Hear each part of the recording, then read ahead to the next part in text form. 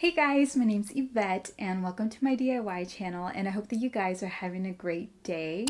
So I've been in need of a cabinet for like a smallish space, and I have had the Ikea Eket cabinet, so I was like I should just totally make it over. I was inspired by a combination of this cabinet that I saw on Target's website and then this one that I saw on Pinterest because I just loved the color. So I kind of wanted to like combine the two, so let's get started.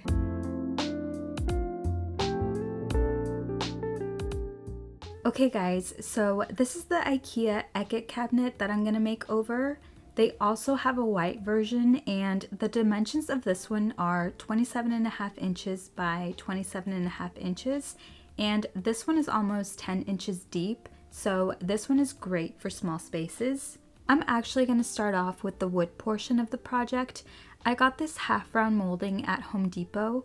For this cabinet, I picked up 9 pieces and they're each 8 feet long. I measured out 23 inches and 7/8 because that's how long I needed my pieces to be, but I actually could have gone just a little bit shorter and just done 23 inches and 3/4. Both of these would work, it's just the difference of 1/8 of an inch, just because I had a tiny bit hanging over my edge.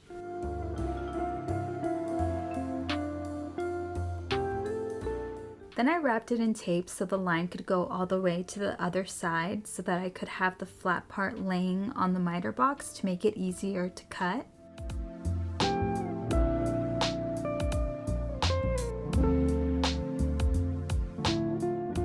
And there we go, we have our first piece. And then I took a 128 grit sanding block and I just smoothed out that end.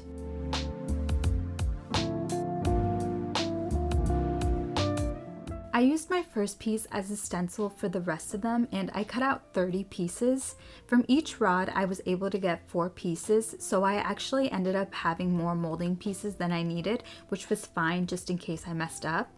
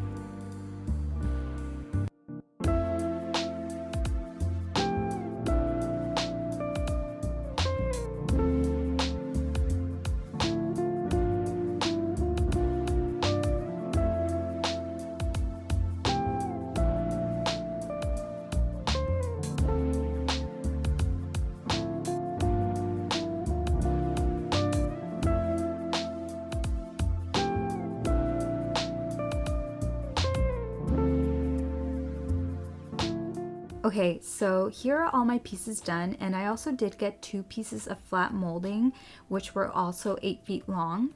The ones on the left I cut to 23 inches and 7/8, just like the other pieces we just cut, and the ones on the right I cut to 12 inches and 3/4. So now that we have our wood cut, we're just going to set it to the side.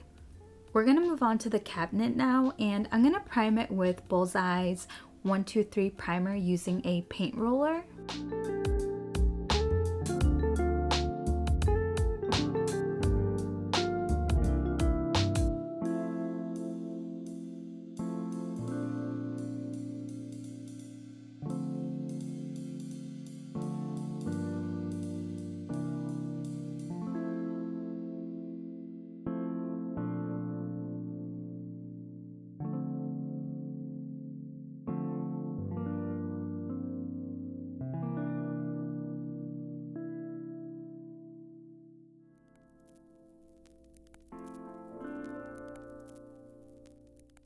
I did prime the front of the cabinet, which I actually didn't have to, but I guess I got really into it, and before I knew it, I had already primed the doors.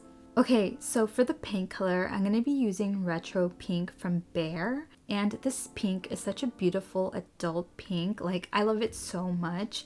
So if you're looking for a good pink that's not like a little kid pink, this one's it, trust. And the sample size was more than enough for the cabinet.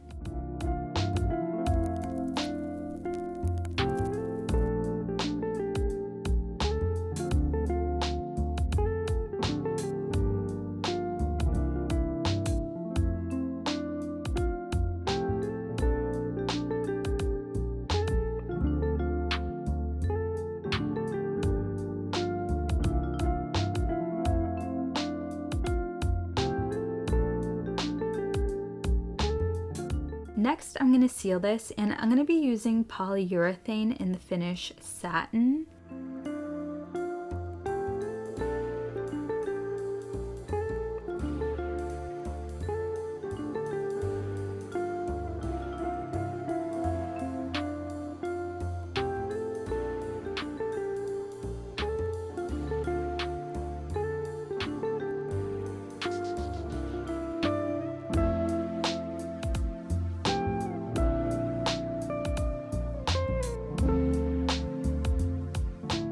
So I did buy legs for my cabinet on Amazon. These are 6 inches long and I painted them to match the cabinet. But I actually did that off camera. I just did the exact same steps that we had just done, which was prime, paint, and then sealed. And now I'm just going to screw these in.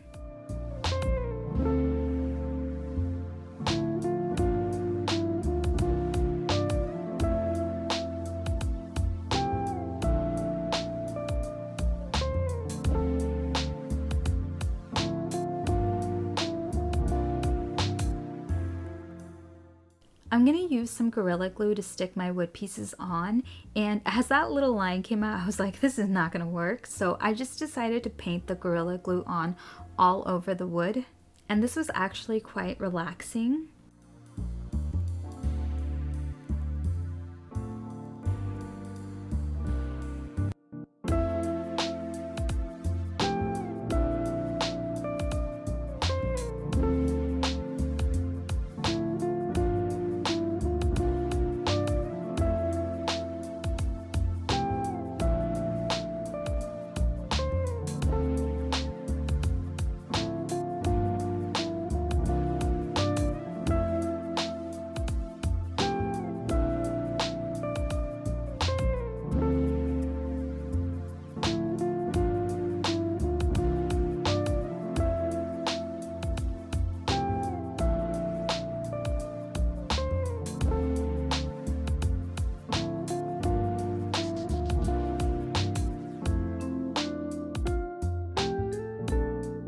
So right after I took this shot, for some reason, I decided to open the cabinet door that was finished, and it wouldn't open because the wood was right up against the edge, and I didn't realize that I had to leave a little space in between for the door to open because the door goes in. Luckily, the wood hadn't finished drying yet, so it was easy to take off the end pieces. I just took out one of the round molding pieces to make room, and now you guys can see here that there's a little gap about 1/4 of an inch, and you can see how the door finally opens.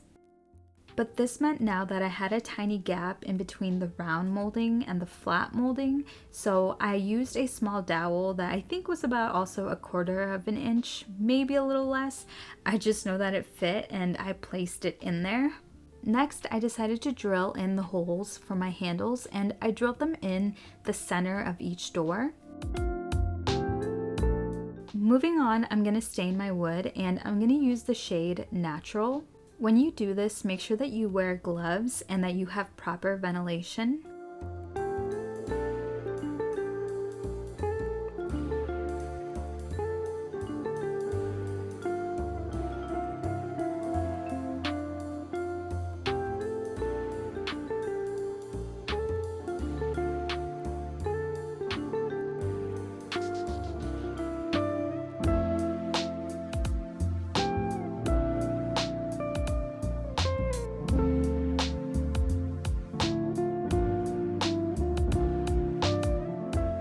Going back to the handles, I'm going to use these that I got from CB2, and I'm just going to screw them in and we're done.